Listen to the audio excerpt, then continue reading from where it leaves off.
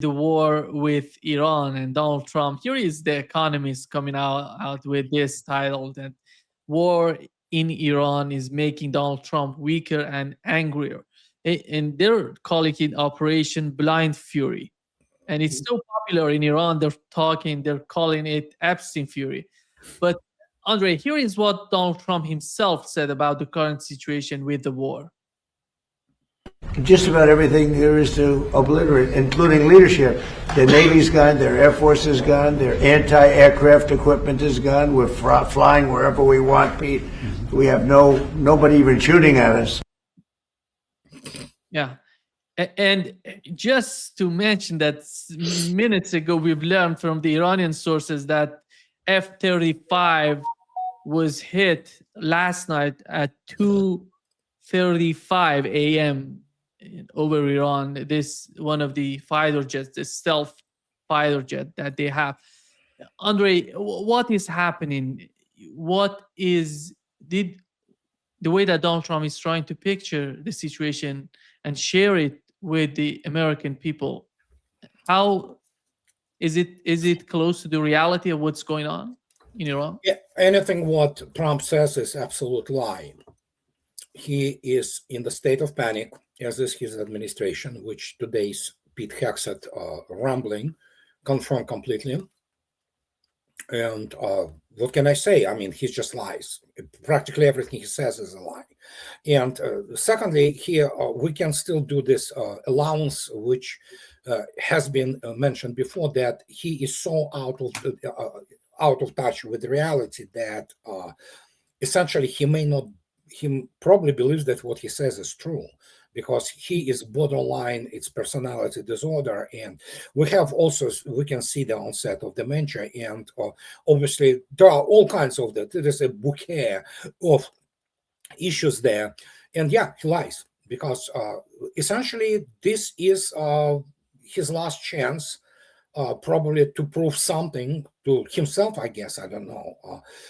And obviously it's a catastrophe for the United States, this whole Iran ordeal. And Mr. Trump doesn't understand what the criteria by which you judge their success in war. And what we can see, as you shown, The Economist, as much as I hate this tabloid, they nailed it. It's a blind fury. And fury, again, United States fury now is extremely limited due to essentially United States spending most of its potential, with the exception of some Air Force assets in special military operation. Russia effectively demilitarized NATO and United States. So now we have Pete Hegseth lamenting this morning that, oh yeah, it was Biden. No, it wasn't just Biden. It's also Trump administration, which continued to support Ukraine war. And now we can see the result. They got, for the first time, into brawl with people who actually have the means to shoot back, and shoot back extremely well. And as the result, it's a utter military humiliation. But yes, we have this guy fantasizing about his greatness, and while reality, of course, which is happening beyond him, is totally opposite, 180-degree opposite. Andrei, we are approaching more than 3 weeks of the conflict and the war, and Pete Hegseth is asking 200 billion more. And what is the current situation with their sort of, strategy, with their sort of weapons and ammunition? I don't know, whatever, Tomahawk missiles. What do we know about the situation there? Because it's not just about the money. The production is it's all about production. Issues. Yeah. Go ahead. Yeah, you cannot explain some MBA from Harvard that it's not about money.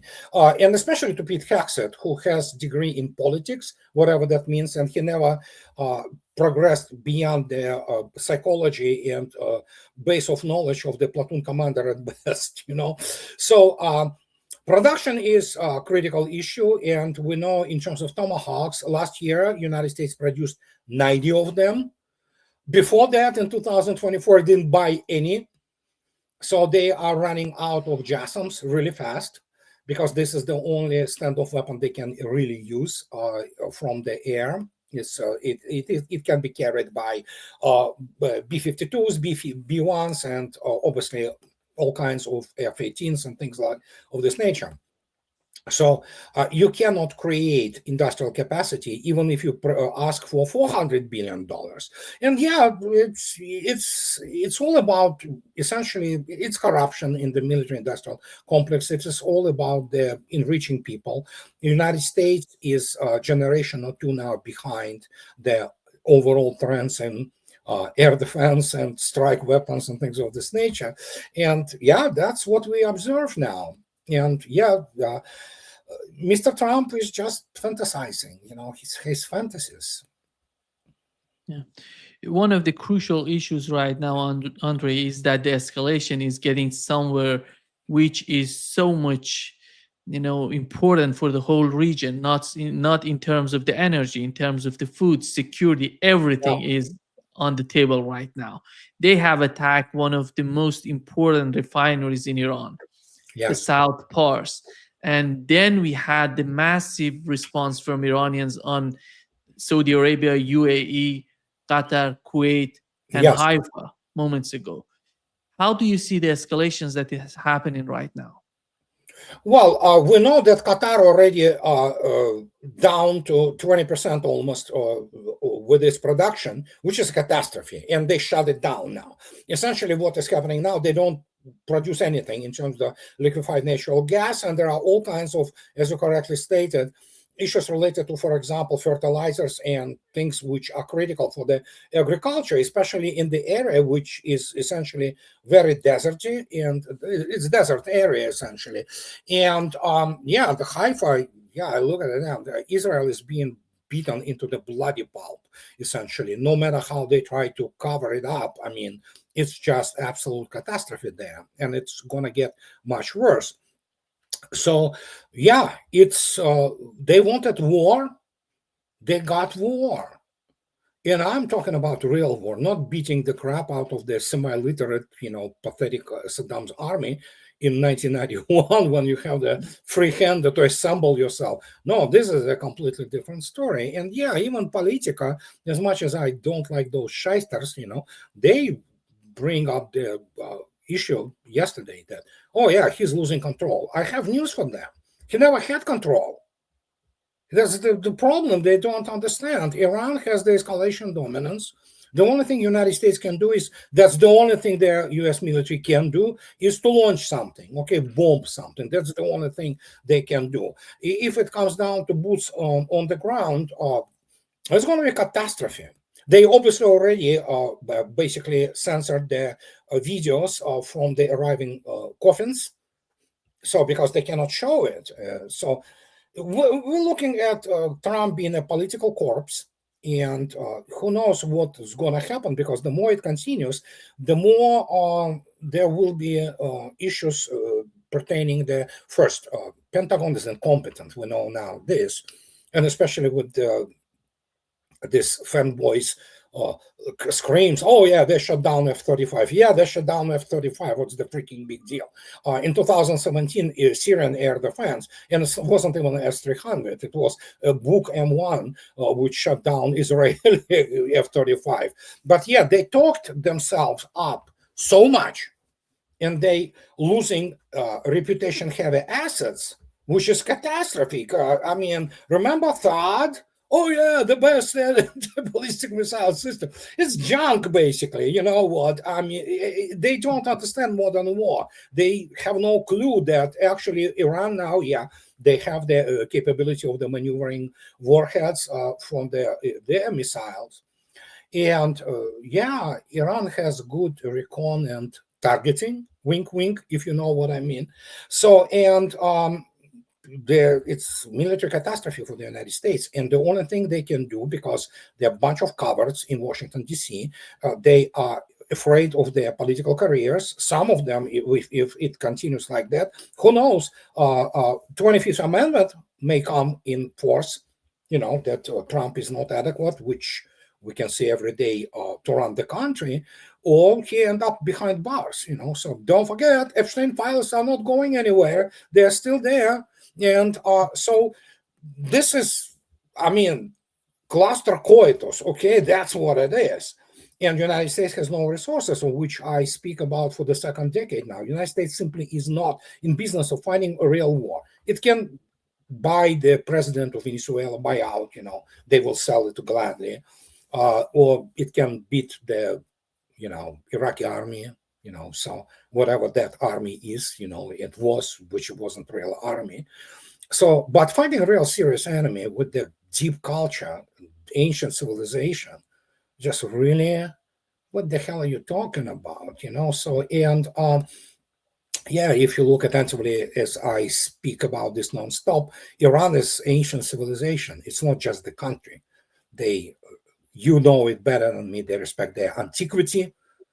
United States wasn't even in the plans there for another 2,000 years, to put it mildly. So they respect their antiquity, their ancient Persian civilization. They have this huge influence of the Zoroastrian period, and when you look attentively at the structure of the Iranian society, for all of its flaws.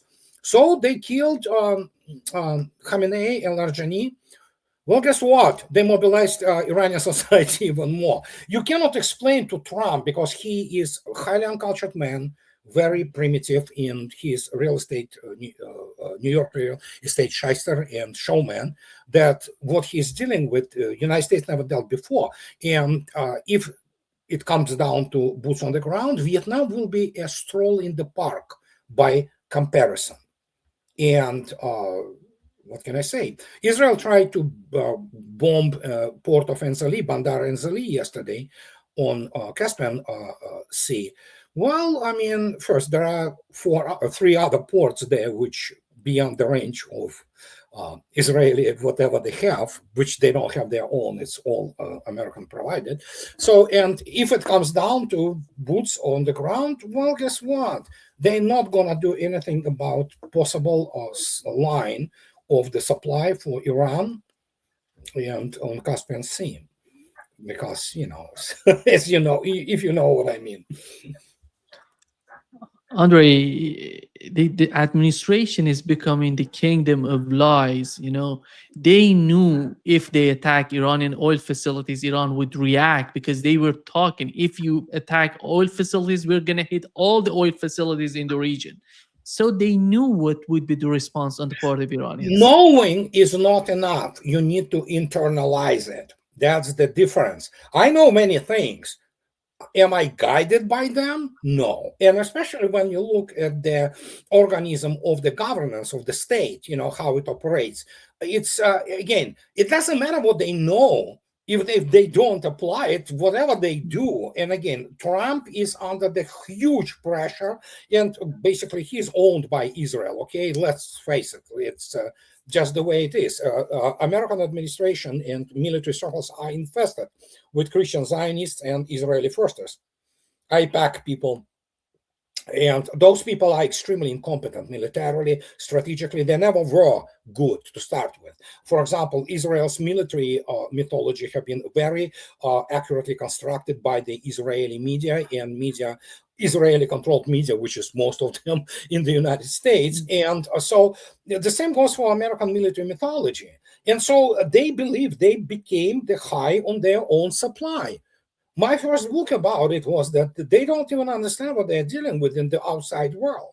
And again, it was done by the carefully choosing weak, retarded enemies like Iraq, all kinds of and again, you saw yourself, those idiots still celebrate this, which is national shame for Venezuela. They are in the retail business of their presidents. They have been, traitors all over the place, So it wasn't really some special horribly difficult situation, because they sold the president, there. So, and but reality, Iran is a completely different league, and now they run into this, and suddenly everybody talks. Oh, they miscalculated.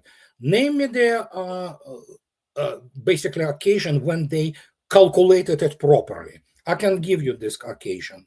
This occasion was in 1953 when Eisenhower, being a man of true stature and of scale and military background, which was global in nature, understood that we have to stop this bloodshed in Korea, and he was the guy who stopped it. But then again, comparing Eisenhower to Trump or Trump to Eisenhower is like comparing me to Einstein or something like that. It's not even the same galaxy, okay? And so that's what you have. You have a pathetic kindergarten kids with the, issues of their emotional issues who run United States today. And they are obviously guided by this basically fundamentalist ideology of the rapture, the Israeli forces of this Scofield Bible heresy. And as a result, we have the bad cause seldom fails to manifest itself. It was actually stated by Thomas Jefferson, and there we go. So what can I say? Andrei, many of issues that they're facing right now is the Strait of Hormuz.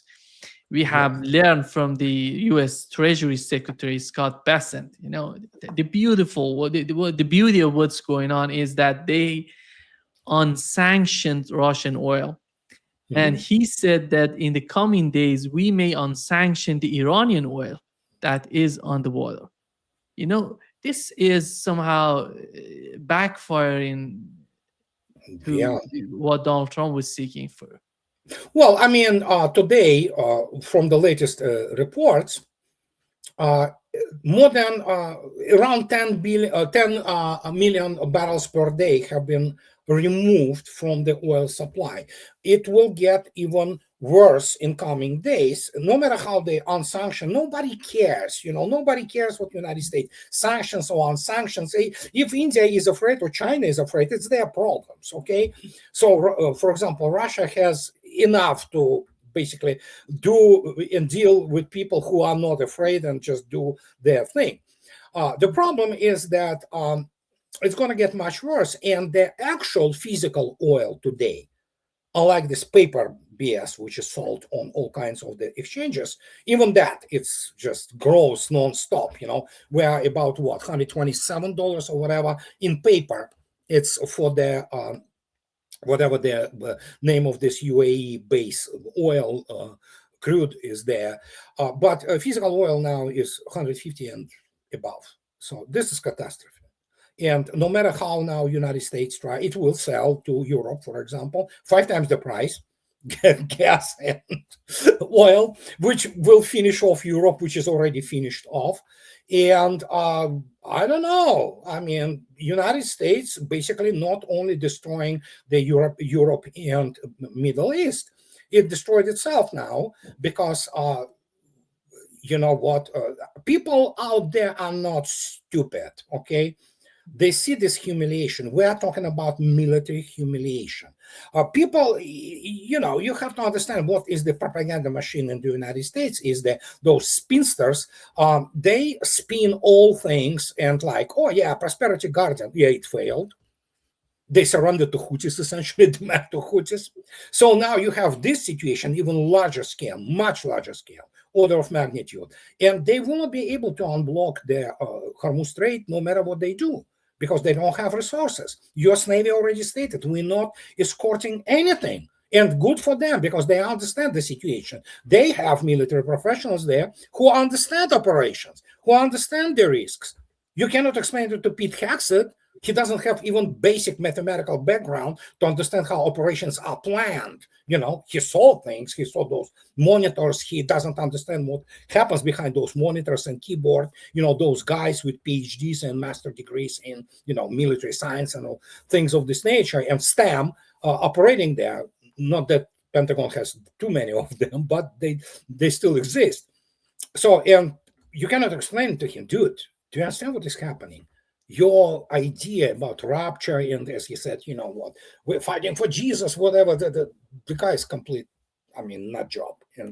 And so Trump surrounded himself with these people, and because he was controlled, he's blackmailed by Epstein files, and this issue doesn't go anywhere, and he is handing not victory. It doesn't mean that Democrats will win, but they may take obviously the basically House back and maybe Senate.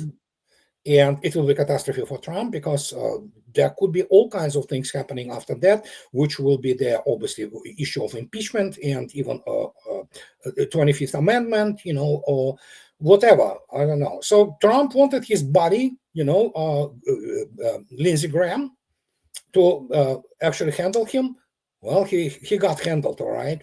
So, and you cannot explain to those people what they are dealing with. They are not competent. Take any one of them. They don't understand the military element because, well, if you look at military education in the United States, it's a third world primarily, almost third world.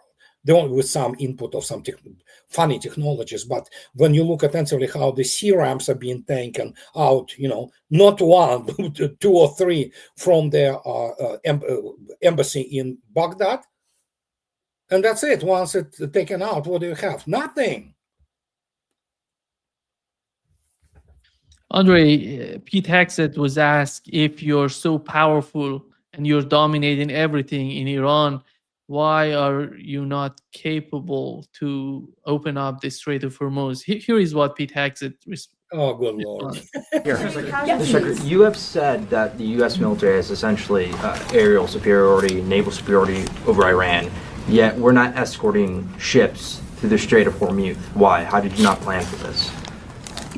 We planned for it. We recognize it. Because ultimately we want to do it sequentially in a way that makes the most sense for what we want to achieve and ensure that we're sending the right signals to the world when we do so. So when Chris Wright speaks or we speak, it's based on a full assessment of what we're up against, what we want to say to the world, how that we want them to see and understand the conflict. It's like this whole idea of the war widening. That's what the press wants to make it look like it's widening and chaos is ensuing. No, we're actually closing in on grabbing hold of and controlling what objectives we want to achieve and how we want to achieve them.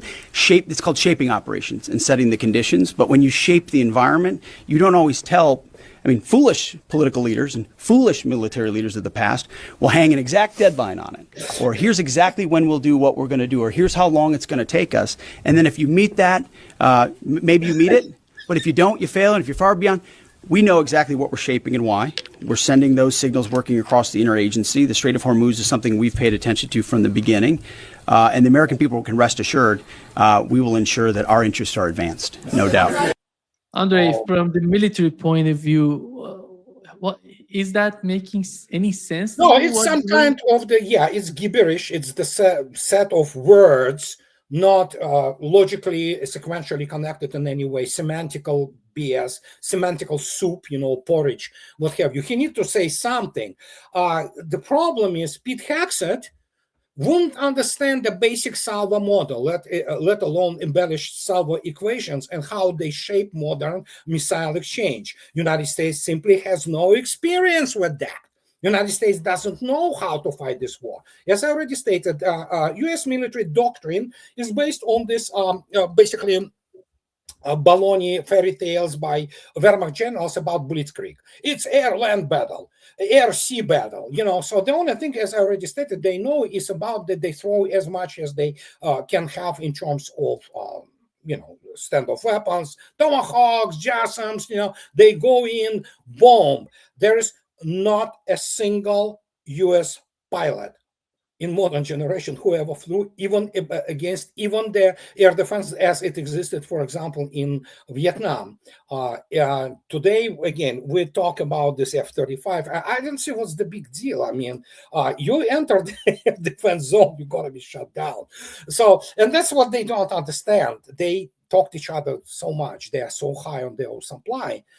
They never encountered, there is no, is there, maybe there is some flying over Iran, which is friendly. We don't know, So these people, they don't understand it. They don't understand what the modern missile exchange is. They don't understand how they're essentially, they wouldn't understand. Pete Hegseth has no toolkit, for example, as many of other people in Pentagon, understanding how Osipov-Lanchester model, essentially, which is, of course, attrition model, evolved, how it became the part of the which is taught in the real serious academies of the general staff, and how it is, how many inputs you have to put in, so to to speak, not some kind of garbage like with Ukraine. You put into the model garbage in, garbage out. And so that's what we have. And so that is why he has to come up with this set of, words, some kind of sounds, which make no sense, while in reality, no ship goes in because it will be targeted immediately. Targeting will be developed and firing solution will be developed with the, especially if to believe we have the circumstantial evidence, because the U.S. Navy keeps, which is it's correct. U.S. Navy is acting actually professionally here. It keeps its assets about 700 to 1,000 kilometers away from the shores of Iran, because this is the assumption which may have the foundation in real life, that Iran does have the anti-shipping cruise missiles with the range of at least 700 kilometers, and some of them are supersonic. That means if you take a look at the width of the Persian Gulf, and you say, okay, they have 700 kilometer, range missile. Okay, take a look at the width. The widest part there of the Persian Gulf is what? 250 kilometers. I don't remember from the top of my head, but it's a simple geometry. Subtract 250 from 750. What do you have? You have 450. It's 36. It's 36. Yeah. No, it should be. Yeah, it should be about the hundreds of kilometers, but I don't remember.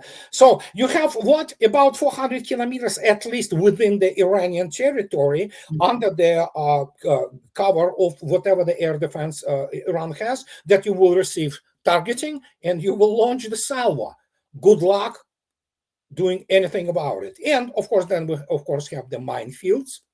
We of course we have all kinds of things there, So, and we have the high-speed boats, which are, again, Trump lies as always, but I mean, they are hidden in their, underground facilities, and they, judging by the 18 tankers now burning in the Persian Gulf, 18. Iran has no problems, basically doing what it's doing right now, and will continue to do so as long as necessary. And again, it's like the famous Russian anecdote. Nikolai and Pyotr went to hunt the bear, and then Nikolai goes away and finds and screams at the Pyotr, whatever, from, he say, "Hey, Pyotr, I found the bear. I caught him." He said, "So bring him here." He said, "No, I can't. He doesn't let me." So that's exactly what happens here. And now they are in a deep, as our good friend Garland Nixon says, kimchi. And the kimchi is very deep, and can I say, you have to have a real serious general staff to understand this. United States has only commands which plan for whatever they plan, but we know that U.S. Navy is doing the right thing because they need to preserve whatever the assets, however obsolete for the modern warfare, they need to keep them away. They might move some submarines there, which obviously Iran doesn't have their full anti-submarine warfare capability. So they may launch more Tomahawks, whatever is left there. But that's about it. So everything is now back onto the only thing U.S. military knows how to do, on the U.S. Air Force, to bomb something. Okay? And evidently it doesn't go that well either.